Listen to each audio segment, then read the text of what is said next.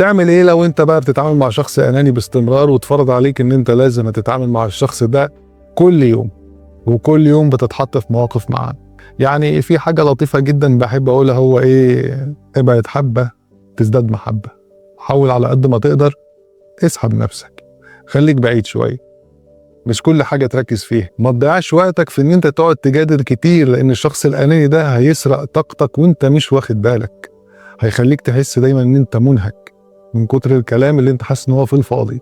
خلي ردودك دايما عايمة. هنشوف الموضوع ده ان شاء الله، ربنا يسهل. ان شاء الله هفكر وارد عليك. والله معاك حق، انا ما كنتش شايف الموضوع زي ما انت شايفه كده، فعلا معاك حق. بلاش تديله الفرصة ان هو يحسسك ان هو اللي صح وانت اللي غلط، لان الناس الانانيه دي بيبقى دايما عندهم ألاعيب كتير، عايز دايما يشدك لشباكه، يوقعك في الكلام باي طريقه، يفضل يجادل فيك.